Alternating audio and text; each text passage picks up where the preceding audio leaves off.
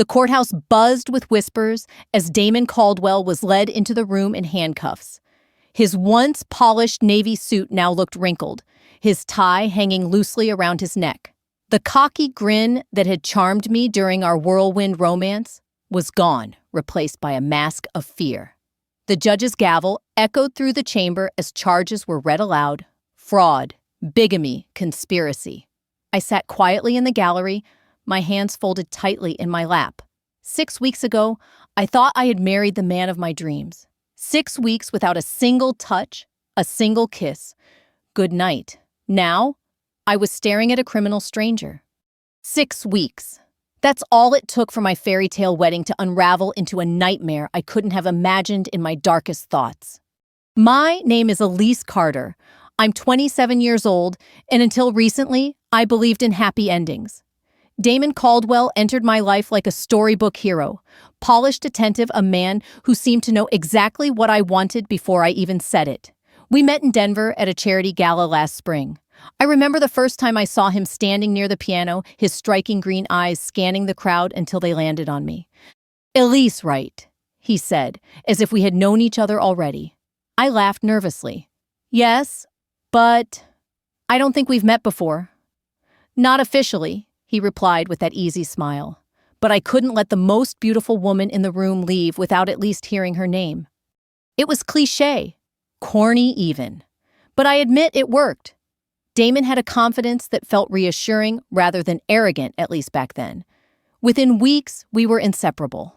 He took me to concerts at Red Rocks, booked surprise weekend trips to the mountains, even cooked me dinner in his downtown apartment. He asked thoughtful questions about my childhood, my favorite books, my dreams. He listened like no one ever had.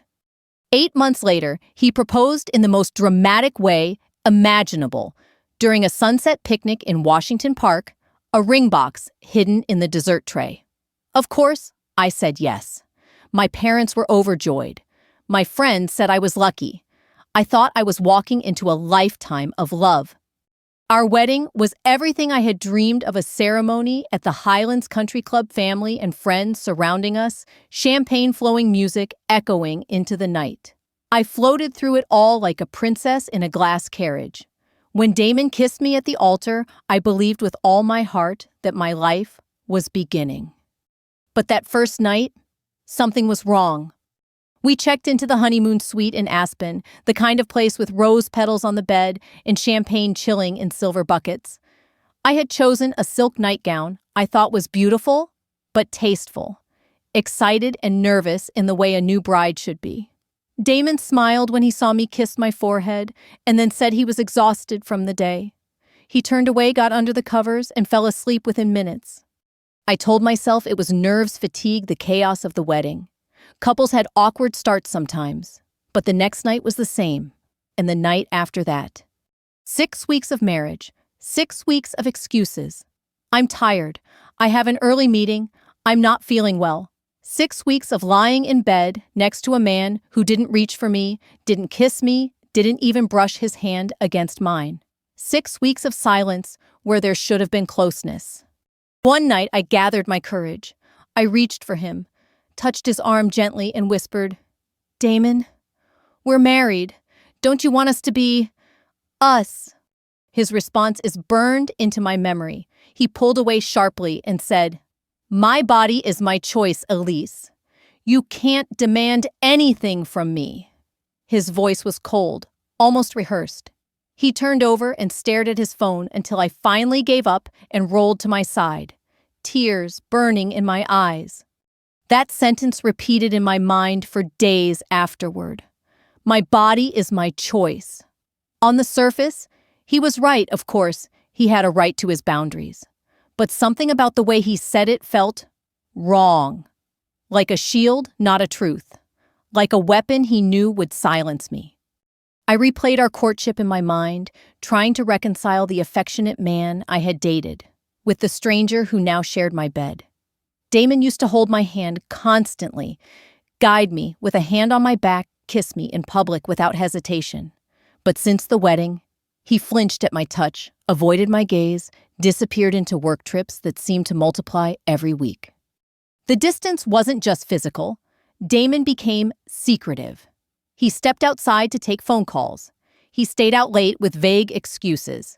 His explanations about work he was supposedly a financial consultant grew thinner by the day. I realized I had never actually met a single colleague or client. Whenever I asked, he gave vague answers. Confidentiality. Privacy. You wouldn't understand. I started to wonder who was this man I had married. At first, I blamed myself. Maybe I wasn't attractive enough, exciting enough, fun enough. I confided in my sister, who suggested marriage counseling. When I brought it up to Damon, he froze. For just a second, I saw panic flash across his face. Then it was gone, replaced with a firm, almost scolding tone. "We don't need counseling," he said. "We just need time to adjust. 6 weeks is nothing in a lifetime." But his voice didn't sound like reassurance. It sounded like deflection. That was the night I stopped making excuses for him. I lay awake beside him, staring at the ceiling, listening to his steady breathing while my mind raced. This wasn't shyness or nerves. This was deception. Something about our marriage was fundamentally false. I didn't yet know that Damon was hiding a double life. I didn't know that every romantic gesture, every affectionate word, every vow at the altar had been part of a calculated plan. But deep in my gut, I knew I was married to a man who wasn't who he claimed to be. And I made a promise to myself I would find out the truth, whatever it took. The next morning, I sat at our kitchen table, my coffee untouched, watching Damon move around with his usual mechanical precision. He was always neat shirt, pressed hair, perfectly styled watch, gleaming like he had just polished it. But lately, his routine felt more like armor than habit. He checked his phone constantly, stepped outside for calls, and disappeared for hours without explanation. "I'm going to visit my sister this weekend," I said casually, stirring my coffee even though it had gone cold. Damon's hand froze on his mug for half a second before he gave a slow nod. "That sounds nice. How long will you be gone?" "Just the weekend," I replied, testing the waters. Then I tilted my head and added, "Why will you miss me?" He shrugged, eyes still on his phone. "I'll manage." The dismissal should have hurt, but instead it solidified my suspicion. He seemed relieved whenever I left the house. During our courtship, Damon had hated even short separations. He texted constantly when I traveled for work, sent flowers when I was gone for more than a day. Now he almost encouraged my absence. That night, I brought up marriage counseling again. His reaction was immediate. He snapped his head up, green eyes flashing something between fear and anger. "We don't need counseling," he said firmly. "We just need time." 6 weeks, I reminded him. 6 weeks of cold shoulders and excuses. "Damon, something isn't right." His expression hardened. "Elise, I told you not everyone falls into rhythm immediately. Stop trying to force what can't be forced." It was the way he said it, final, rehearsed, like he had practiced the line in front of a mirror. That was the moment I stopped blaming myself.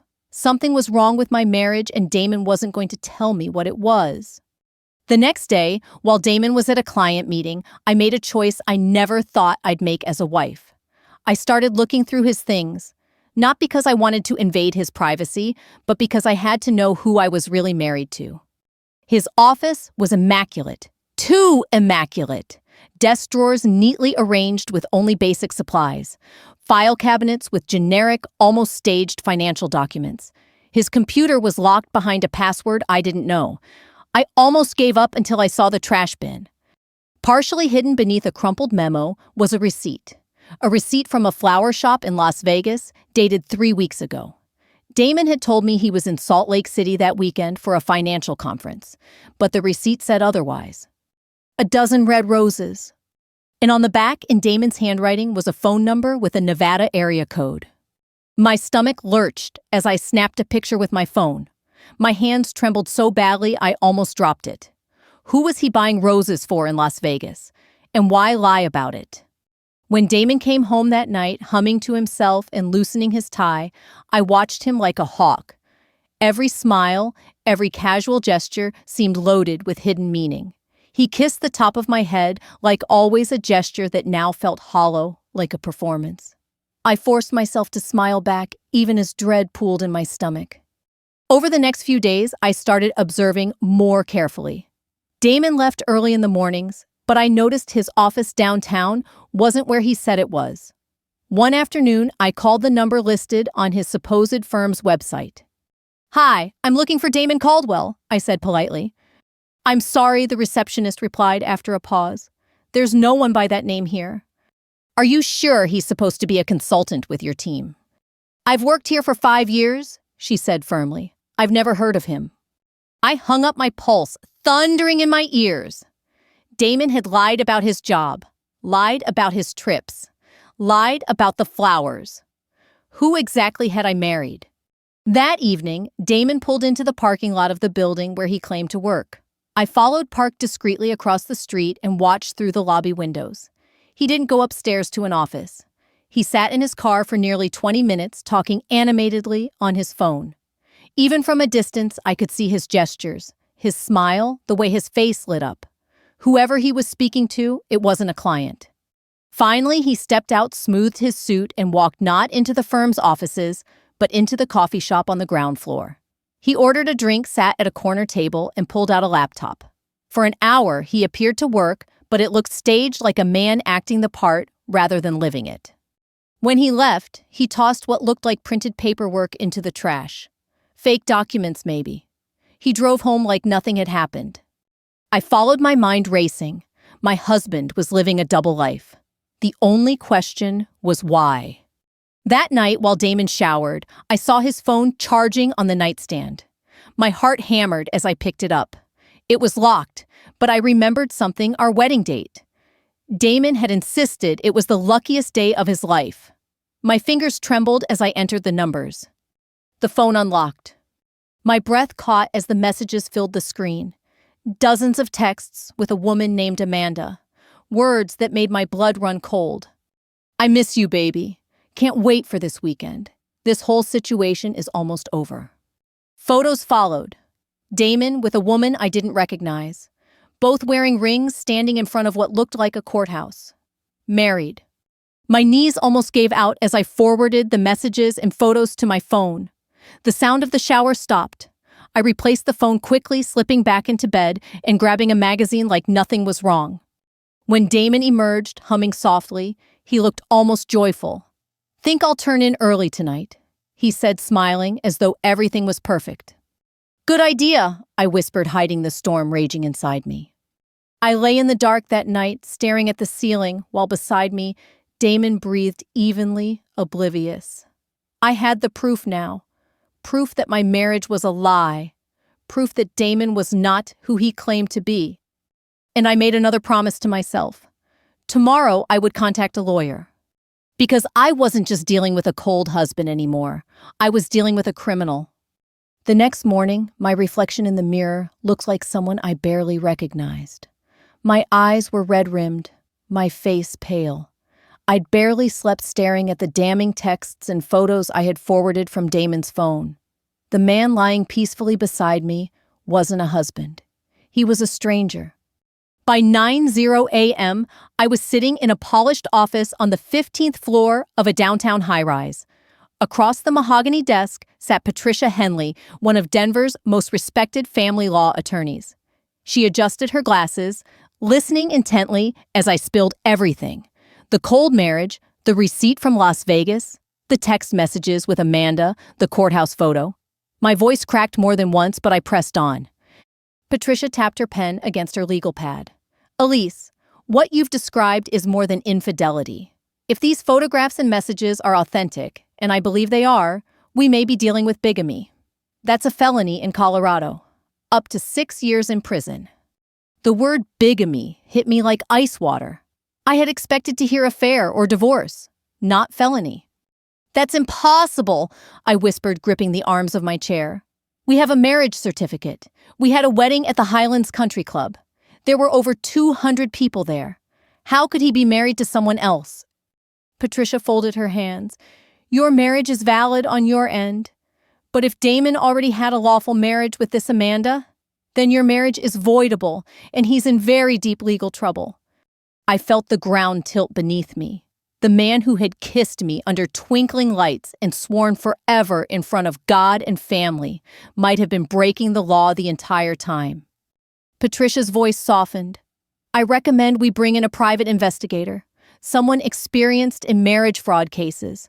He can confirm whether Damon is legally married to this woman and what else he may be hiding. Within hours, I was seated in another office.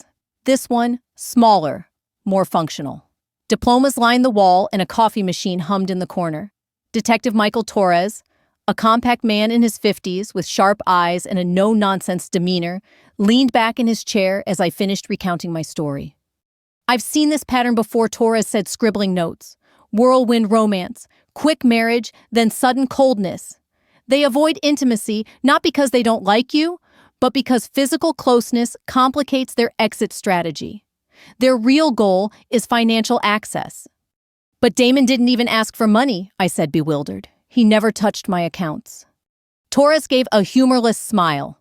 Not yet. These people are patient.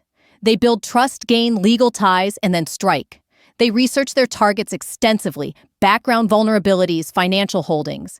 They become exactly who you want until you're trapped. His words made my skin crawl. Had Damon studied me before he approached me in that bookstore last spring? Had our entire love story been a script he had rehearsed? Torres pulled out a small recording device and slid it across the desk. Colorado is a one-party consent state. You can legally record conversations you're part of. If Damon makes any admissions or threats, I want them on tape. I stared at the device, feeling its weight even before I touched it. I was about to spy on my own husband. But after what I had discovered, was he even my husband at all? Yes, I said finally. Whatever it takes. That evening, I sat at the dinner table across from Damon, studying him like a stranger. He twirled his fork through his pasta, chatting lightly about traffic and the stock market. I answered in clipped sentences, careful not to reveal the storm inside me. But every casual smile, every offhand comment felt staged, like I was watching a performance. When his phone buzzed, he excused himself to his office. My hand slipped into my pocket and flicked on the recorder. My pulse thundered as I tiptoed toward the door. Through the thin wood, his voice carried warm, tender, utterly unlike the clipped tone he used with me. I miss you too, baby, he said softly. It's almost over. Just a little longer. Silence, then a chuckle. No, she doesn't suspect. If anything, she's making it easy. I think she's planning to file. Once the papers are signed, I can access the trust fund and transfer everything before she realizes. The words made my stomach flip. Trust fund. My grandmother's inheritance. Damon had known about it and had built an entire scheme around stealing it. He laughed again, lower this time. The prenup was brilliant. She barely read it. If she files within the first year, she gets nothing, and I get half of her premarital assets. That includes the trust. It's perfect.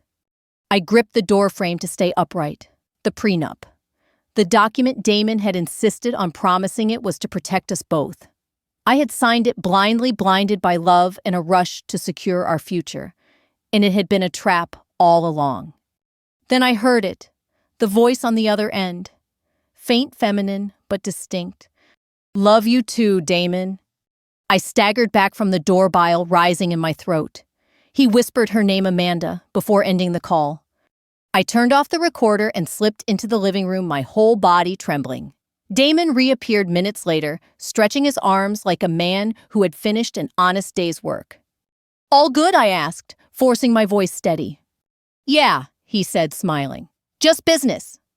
Business. That's what he called plotting to rob me blind. The next morning, Torres called with news that made my blood run cold. Elise. We ran a preliminary check. Damon Caldwell married an Amanda Wilson in Las Vegas 8 months ago, 2 months before he proposed to you. It's a valid marriage certificate. Their union predates yours. I pressed a hand to my mouth. So he really is married to her. Yes, which means your marriage is bigamous, and we can charge him. But Elise? Torres paused. His tone shifted heavier. There's more. This isn't his first time. We found records of other women in different states. Same playbook, same pattern. Damon is a serial marriage fraudster. I sank into a chair, clutching the phone. My stomach churned. How many women had sat across from him, believing his lies, falling for his smile, handing over their hearts and their money? Torres's voice cut through my haze. We need you to stay calm. Play along a little longer. If we can catch him in the act of trying to access your trust, we'll have him dead to rights. Are you willing to go through with it? I looked out the window at the Denver skyline, my hands trembling but my jaw tightening with resolve. Yes, I said. Let's end this, once and for all.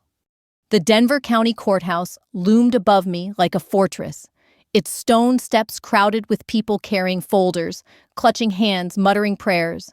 I clutched the divorce paperwork Patricia had drafted, my fingers trembling as though they held dynamite instead of paper. I wasn't here because I wanted freedom from a failing marriage. I was here because I needed proof. Proof of Damon's deception, proof of his scheme, proof that he had targeted me for my grandmother's trust fund all along. As Patricia filed the papers with a calm efficiency that steadied my nerves, Detective Torres lingered outside his stance, casual, his eyes anything but. He had agents positioned near Damon's favorite haunts, the First National Bank downtown, the coffee shop where he staged fake client meetings, and even the parking garage he used when he wanted to shake suspicion. Remember, Torres had told me the night before, sliding a microphone into the lining of my purse. Your job is to play along. Let him think you're devastated. Let him think you're doing exactly what he wanted. The second he makes a move on your accounts, we'll have him. I had nodded, but the thought of acting broken-hearted when I felt like fire and steel inside made my stomach churn. Still, I knew the performance was necessary. Damon had lured me into his theater of lies. Now, it was my turn to play my part. That evening, I set the stage in our kitchen. I sat at the table, divorce papers folded neatly in front of me, my eyes red from deliberate tears I'd summoned in the bathroom mirror. Damon walked in from the garage, loosening his tie, his smile carefully constructed. Rough day, he asked, his voice light. I looked up at him, letting silence stretch before answering. I filed, I whispered. The mask of concern he wore was nearly flawless, but I caught it, the faint twitch at the corner of his mouth, the quick exhale of relief. Elise, he began, lowering himself into the chair across from me. He reached for my hand, the first time he had touched me willingly in weeks. I'm sorry it came to this. I know I haven't been the husband you deserved. Maybe some time apart will help us both figure out what we really want. The recorder in my purse caught every word. I stared at him, marveling at his performance. If I hadn't already uncovered his secrets, I might have believed him. Maybe you're right, I said, my voice trembling on cue. Maybe this is for the best. He squeezed my hand, then let go too quickly, already retreating into himself. I'll start looking at what needs to be done financially, he said, standing. We'll handle this like adults. I nodded, pretending not to notice the way his eyes gleamed with anticipation. He thought his plan was working. 2 days later, Torres called with an update. He's moving Elise. Damon just scheduled a meeting at First National for tomorrow morning. Bank records show he's been preparing shadow accounts. This is it. The next morning, I sat in Patricia's office sipping tea I couldn't taste while Torres texted updates from across town.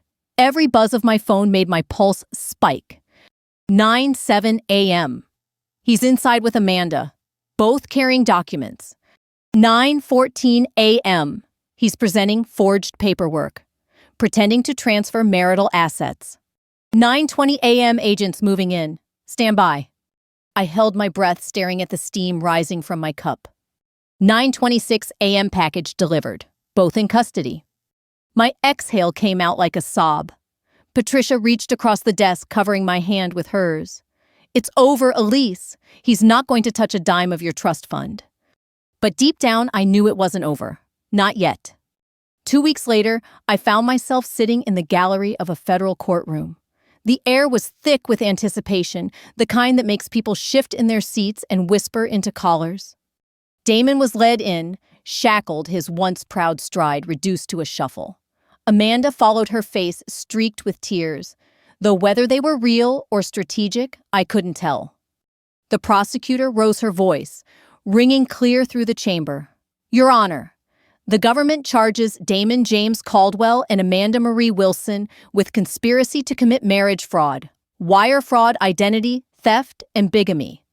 Evidence shows they operated a scheme targeting wealthy women in multiple states with the intent to defraud them of financial assets. Gasps rippled through the courtroom. I sat rigid, my hands folded tightly in my lap while Damon scanned the crowd. His eyes found mine, and in that moment, I saw his confidence collapse. Gone was the smirk, the charm, the smug calculation.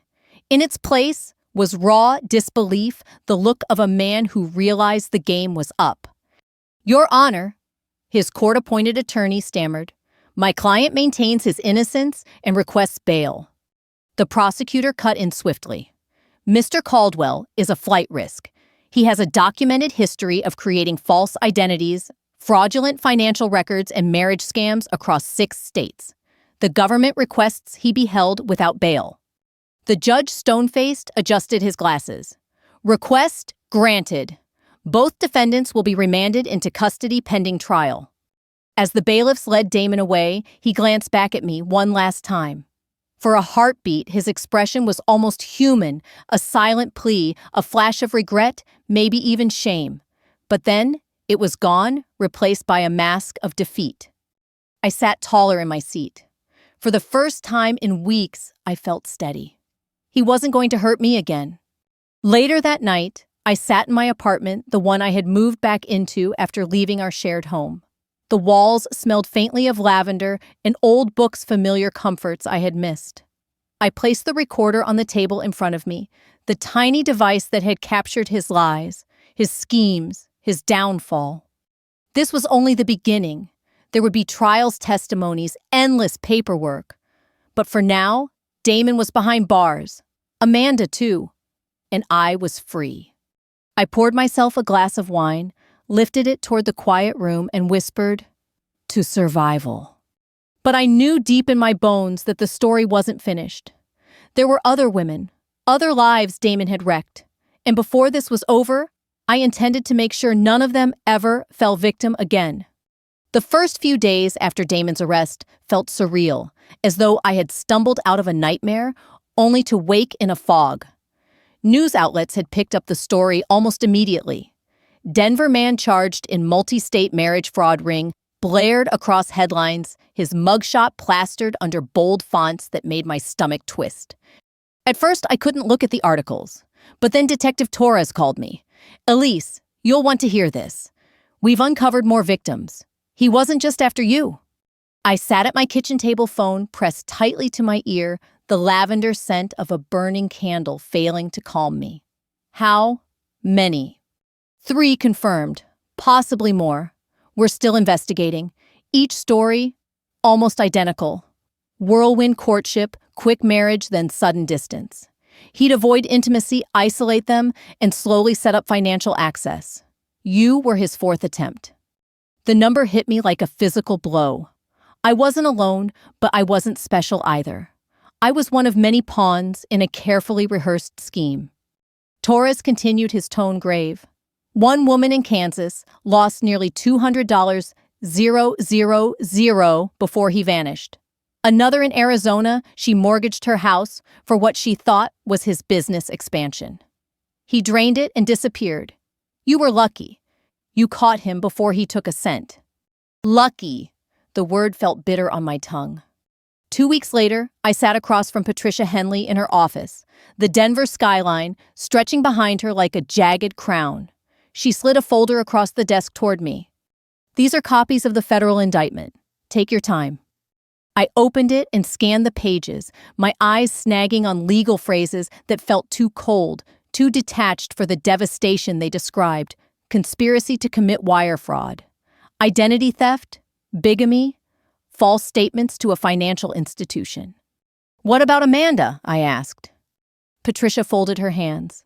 "She's been charged as an accomplice. Evidence suggests she wasn't just complicit, she was central. She posed as Damon's real wife, back in Las Vegas, maintaining the illusion of a stable home while he pursued wealthy women elsewhere." I shuddered. The photos I'd seen of them laughing together at restaurants, embracing like lovers, were suddenly more grotesque than I could comprehend. Amanda wasn't just a mistress. She was his sister. Patricia's voice softened. Elise, this is going to be difficult. There will be testimony, possibly media attention. But remember, this isn't about shame. This is about exposing the truth. You stopped him before he ruined you completely. And now, because of you, others will find justice too. That night, I pulled out an old box of wedding memorabilia, the delicate invitations, the programs with our smiling faces, the silk ribbon still smelling faintly of roses. I traced my finger over Damon's handwriting on a vow card, forever and always. I wanted to burn it all, but instead I set it back into the box and closed the lid. Not yet. The preliminary hearing was scheduled for early February. The courthouse was packed that morning, reporters lined up on the steps with microphones, ready cameras flashing like lightning. I kept my head down as Patricia guided me inside the hum of whispers rising around us. That's her, the one he married, the one he didn't get to. Inside the courtroom, Damon sat at the defense table, shackled again, his once polished suit replaced by an orange jumpsuit. Amanda sat beside him, her eyes rimmed red, though whether from real tears or performance I couldn't tell. The prosecutor rose. Your Honor, the government intends to prove that Damon James Caldwell and Amanda Marie Caldwell ran a calculated scheme spanning multiple states targeting wealthy women for financial exploitation. They manipulated trust-orchestrated marriages under false pretenses and, in some cases, drained victims of their life savings. My throat tightened. My life, my humiliation was evidence now. Damon sat stone-faced, but Amanda wept silently, dabbing her cheeks with a tissue. At one point, she glanced back at the gallery, her eyes sweeping the rows until they landed on me. For a moment, her face twisted, not with remorse, but with something like disdain, as if I had ruined their plan. I forced myself to hold her gaze until she looked away. During a recess, Patricia leaned close. They're considering a plea deal. Federal prosecutors want to avoid a lengthy trial, but given the scope of the fraud, Damon could be looking at 10 to 15 years. And Amanda, less if she cooperates, maybe 5 to 8. I clenched my fists. That's still years less than what they stole from those women's lives. Patricia gave a small nod. I know, but prison time is prison time. And this case will follow them forever. That evening, I couldn't sleep. I kept replaying Damon's voice in my head, the way he had spoken softly into the phone with Amanda, the casual cruelty of his words about my trust fund, the relief in his eyes when I told him I'd filed for divorce. I rolled over and grabbed my journal, the one I'd abandoned during the chaos. I wrote furiously, pouring everything out, the confusion, the anger, the humiliation, the strange cocktail of relief and grief I felt every time I thought about his arrest. By the time the sun rose, my hand ached, but the weight on my chest felt lighter. A week later, Torres invited me to a meeting with 2 other victims.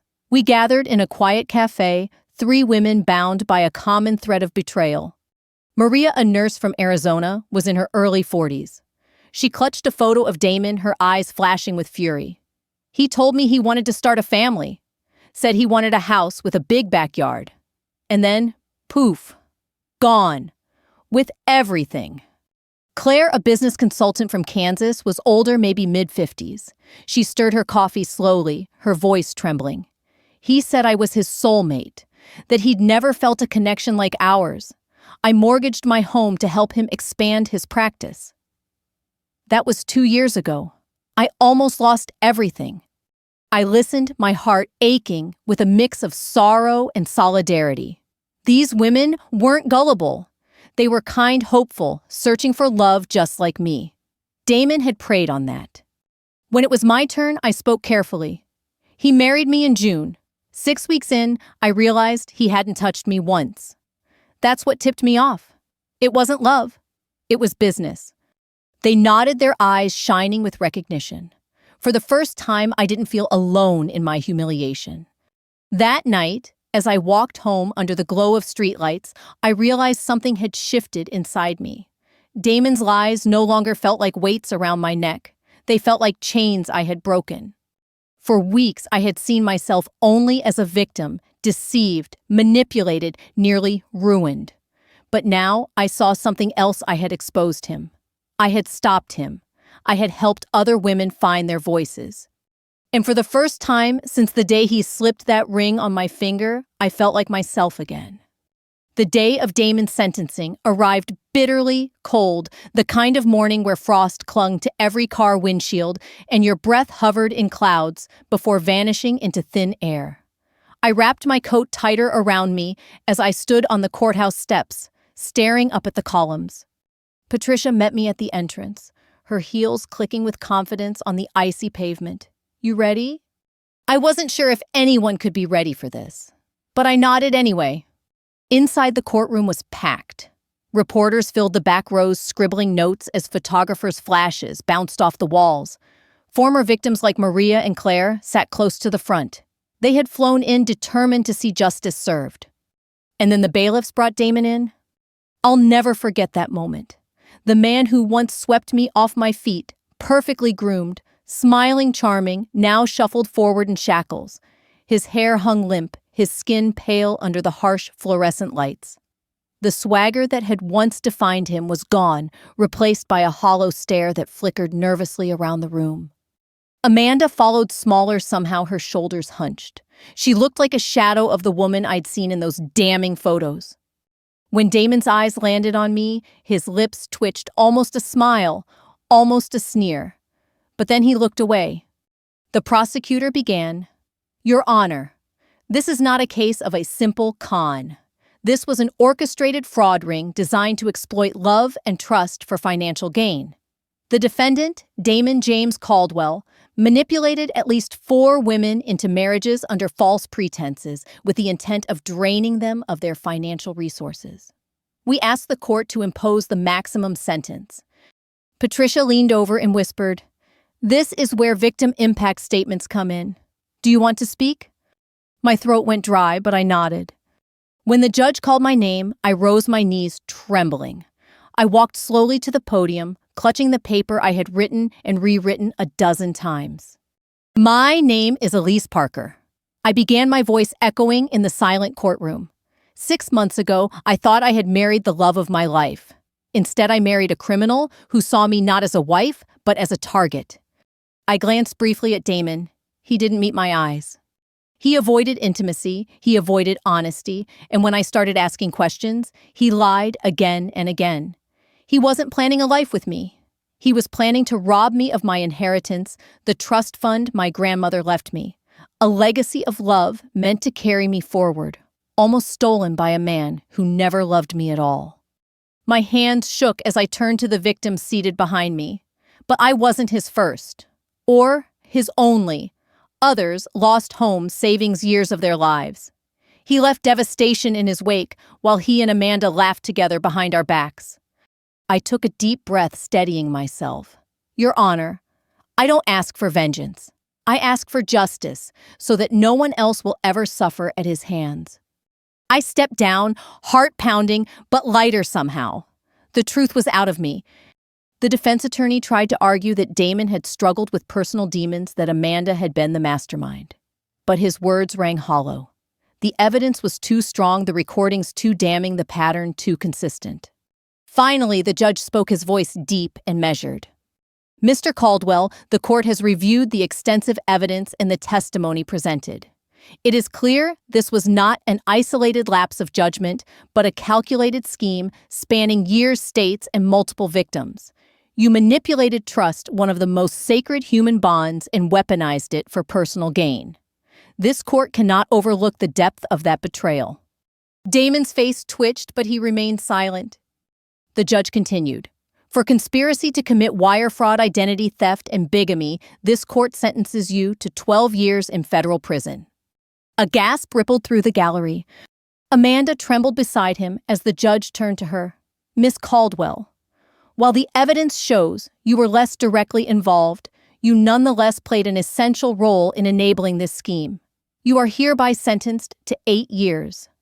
Amanda burst into tears, her sobs filling the courtroom. Damon's jaw tightened.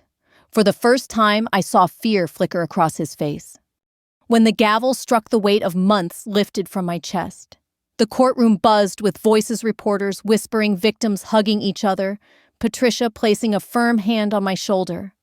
"It's done," she said softly. I turned and saw Maria wiping tears from her eyes. Claire leaned against the pew, whispering, "Finally." We had survived, and we had won.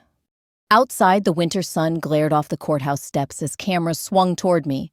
A reporter thrust a microphone forward. "Elise, do you feel justice was served today?" I paused, considering. Then I spoke clearly. "Yes, but justice isn't just about punishment. It's about truth. And today, the truth won." That evening, I sat alone in my apartment, a cup of chamomile tea warming my hands. For the first time in months, I wasn't watching Damon's every move or waiting for the other shoe to drop. I was free. I pulled the wedding box from my closet again, the programs, the vow cards, the pressed flowers from the bouquet. This time, I carried it to the fireplace. One by one, I fed the mementos to the flames, watching them curl and blacken into ash. The smoke rose, carrying away the last traces of Damon's lies. I whispered to myself, almost like a vow, never again. The following week, Patricia called with one last piece of news. "Elise, the federal agents tracked down accounts Damon had set up under your name. They've shut them all down. Your inheritance is safe." Relief washed over me like warm rain. "Thank you," I said, my voice breaking, "for everything." She smiled. "You saved yourself, Elise. Don't forget that." And for the first time in a long time, I believed her. The trial was over. Damon was gone, Amanda too. Yet the silence in my apartment felt different now. Not empty, but peaceful. For the first time in months, I wasn't rehearsing arguments in my head or questioning every word, every glance, every absence. I wasn't waiting for my phone to buzz with Detective Torres's updates or steeling myself for the next painful discovery. I was simply living. The first thing I did was change the locks. Not because Damon would ever set foot here again, but because I wanted a symbol, a new key, a new start. The second thing I did was something small but powerful. I redecorated. I swapped out the heavy curtains Damon had insisted on for light, airy sheers. I painted the living room a soft, pale blue. I filled the shelves with plants, their leaves reaching for sunlight, like they understood freedom better than I did. Slowly, my apartment stopped looking like the stage Damon had performed his role on and started looking like a reflection of me. But healing wasn't just about paint and curtains. It was about truth. I met with Maria and Claire one last time for dinner at a cozy Italian restaurant downtown. Over pasta and laughter, we shared not just the pain Damon had caused, but the resilience we'd found in ourselves. "He thought he broke us," Claire said, twirling her fork. "But all he did was teach us how strong we really are." Maria lifted her glass. "To the women who refused to stay victims." We clinked glasses, and I felt something swell in my chest. Not anger, not grief, but pride. In the months that followed, the story of Damon and Amanda's fraud ring spread. Newspapers called it the marriage conspiracy. Morning shows interviewed experts about red flags in whirlwind romances. People whispered, shocked, that something so elaborate had unfolded in quiet suburbs and country clubs. And me? I stayed quiet. I didn't seek fame or headlines. My revenge wasn't in public recognition. My revenge was in reclaiming my own life. One spring morning, I visited my grandmother's grave for the first time since it all began. I carried a single white rose, laying it gently on the stone. "Your gift is safe," I whispered, tracing her name with my fingertips. "He didn't win. You raised me to be stronger than that." The breeze rustled the trees overhead, sunlight filtering through leaves like a blessing. In that moment, I knew I wasn't just surviving. I was free. As summer came, I started traveling. Nothing extravagant, just weekend trips to places I'd always meant to see. A cabin in the Rockies, a beach in Santa Monica, a quiet inn in New England where the mornings smelled like salt air and fresh muffins. Each journey reminded me of something. Damon had nearly stolen my joy in discovery, my courage to explore my right to build a future on my own terms. And sometimes, late at night, I would think back to that first shocking discovery, the receipt for roses. The phone calls whispered behind closed doors, the evidence that shattered my illusion.